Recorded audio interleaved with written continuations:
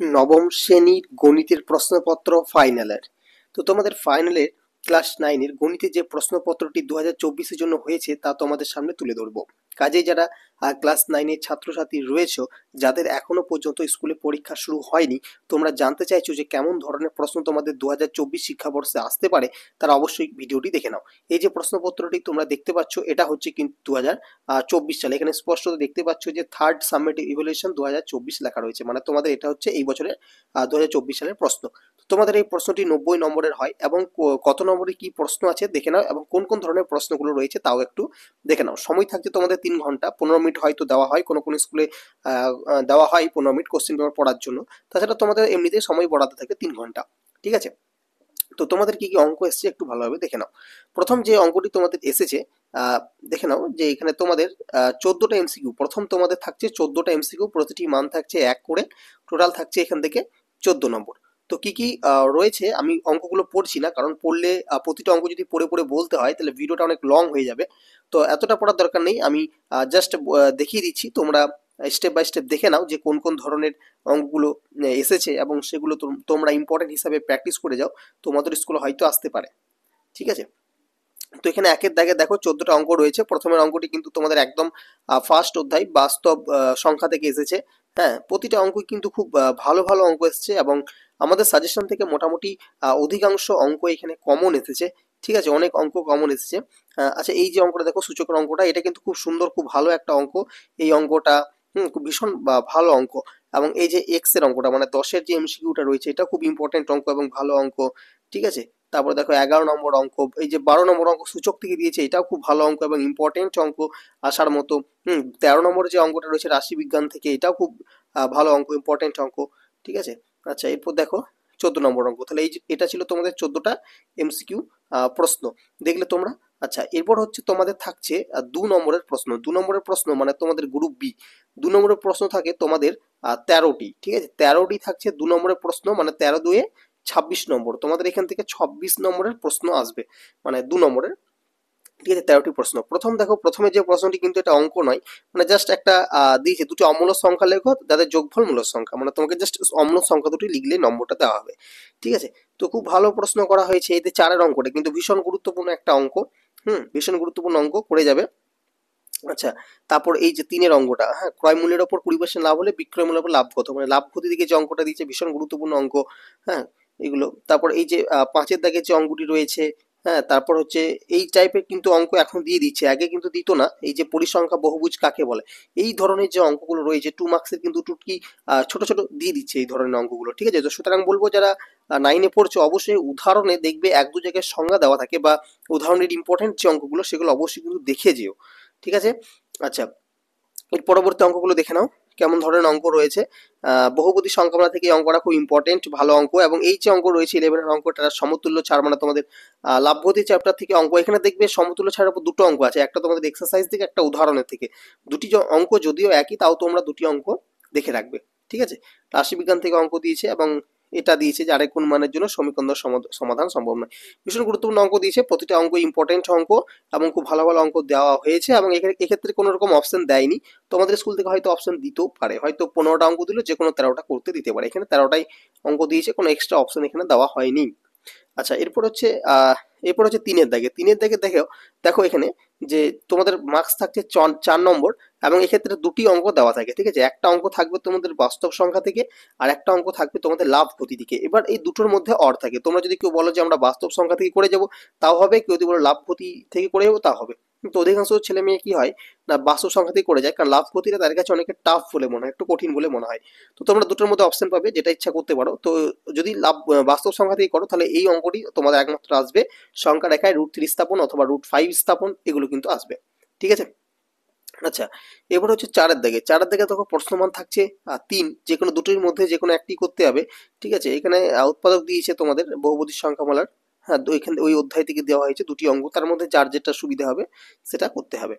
আচ্ছা, এরপর হচ্ছে মানে তোমাদের ওই অধ্যায় থেকেই ওই অধ্যায়েরই অর থাকবে। ঠিক আছে, অন্য কিছু থাকবে না, অন্য অধ্যায়ে থাকবে না, যেমন প্রথমের ক্ষেত্রে ছিল।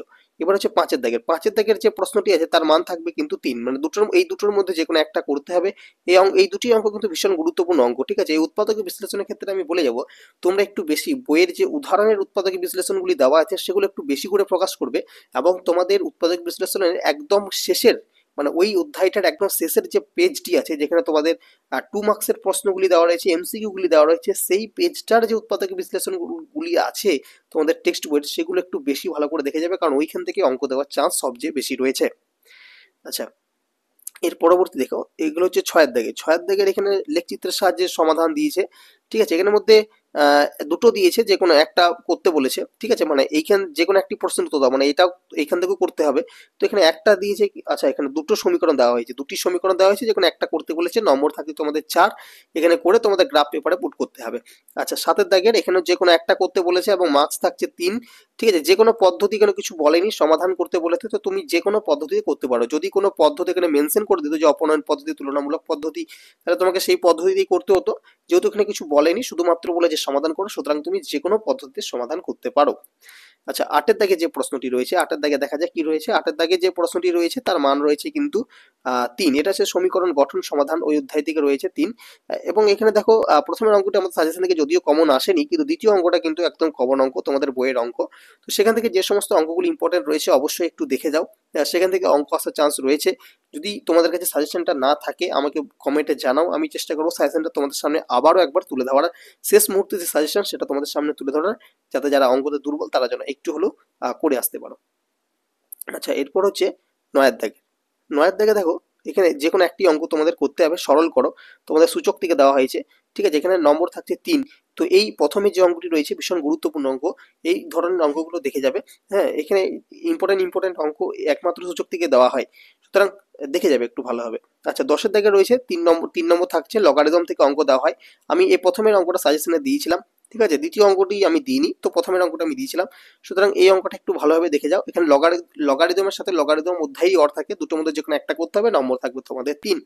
আচ্ছা, এরপর দেখো 11 দাগের অঙ্ক। 11 দাগের কি থাকে না, তোমাদের উপপাদ্য থাকে। উপপাদ্য, এটা এই যে প্রথম উপপাদ্য, এটা একদমই কমন, এটা তোমাদের নম্বর থাকে 4 উপপাদ্য থেকে, ঠিক আছে। ত্রিভুজের মধ্যমাত্রার সবিন্দু, এইটা আসার সম্ভাবনা কিন্তু ফাইনালে সবচেয়ে বেশি, ঠিক আছে। এবং তার সাথে পুরনো যে তোমাদের ছিল, মানে ফার্স্ট ইউনিট টেস্ট এবং সেকেন্ড ইউনিট টেস্টে যে অধ্যায়গুলি ছিল সেখান থেকে একটা আসবে।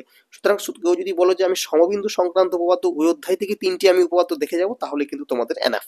আচ্ছা, এরপর হচ্ছে 12 দাগে রয়েছে 4 নম্বর থাকছে তোমাদের এখানে, এবং এখানে যে দুটি দেওয়া হয়েছে সেটা হচ্ছে তোমার উপপাদ্যের প্রয়োগ। উপপাদ্যের প্রয়োগ থেকে দেওয়া হয়েছে, দুটি কিন্তু আমাদের সাজেশন থেকে কমন এসছে, সুতরাং যে কোনো একটা তোমরা করতে পারো। হ্যাঁ, এই উপপাদ্যের প্রয়োগগুলি তোমরা উপপাদ্যের অধ্যায়ে কিন্তু পেয়ে যাবে।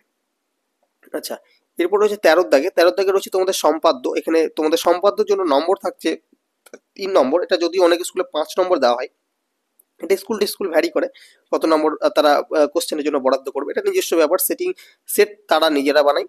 অনেক স্কুলে আবার কেনা প্রশ্ন হয়। তো এখানে দেখো, প্রথমে যেটা দিয়েছে সেটা হচ্ছে ত্রিভুজের সমান ক্ষেত্রফল বিশিষ্ট সামান্তরিক অঙ্কন। আর তারপরে এবিসির একটি চতুর্ভুজ, দ্বারা দেখা যাক এটা কি বলেছে। এবিসির একটি চতুর্ভুজ যার বাহুগুলির দৈর্ঘ্য দিয়ে দিয়েছে। হ্যাঁ, বলা হয়েছে চতুর্ভুজের সমান ক্ষেত্রফল বিশিষ্ট একটি ত্রিভুজ অঙ্কন করো। মানে একটা ত্রিভুজের ক্ষেত্রফল বিশিষ্ট সামান্তরিক, একটা দিয়েছে চতুর্ভুজের সমান ক্ষেত্রফল বিশিষ্ট ত্রিভুজ অঙ্কন। দুটোর মধ্যে যে কোনো একটা করতে হবে, নম্বর থাকবে তোমাদের 3। আচ্ছা, তারপরে হচ্ছে তোমাদের 14 দাগের অঙ্ক, যদিও এখানে নম্বরটা কেটে গেছে, ঠিক আছে। এটা 14 দাগের অঙ্ক, ঠিক আছে। 14 দাগের অঙ্ক, এখানে প্রশ্নমান থাকছে 3, এবং এক্ষেত্রে কিন্তু কোনো রকম অপশন তোমাদের দেওয়া হয়নি, একটাই অঙ্ক দেওয়া হয়েছে।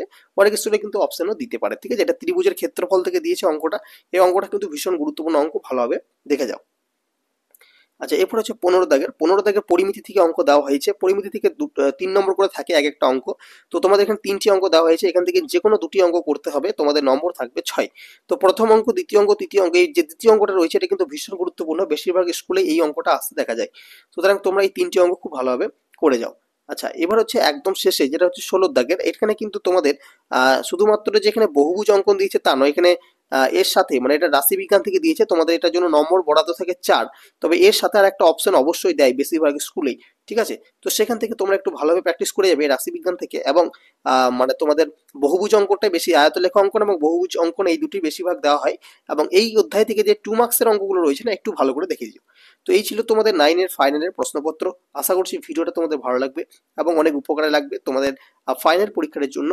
যদি ভিডিওটি ভালো লেগে থাকে অবশ্যই একটা লাইক দিয়ে দেবে, এবং আমাদের চ্যানেলে যদি নতুন দর্শক হয়ে থাকে অবশ্যই কিন্তু চ্যানেলটিকে সাবস্ক্রাইব করতে একদম ভুলবে না।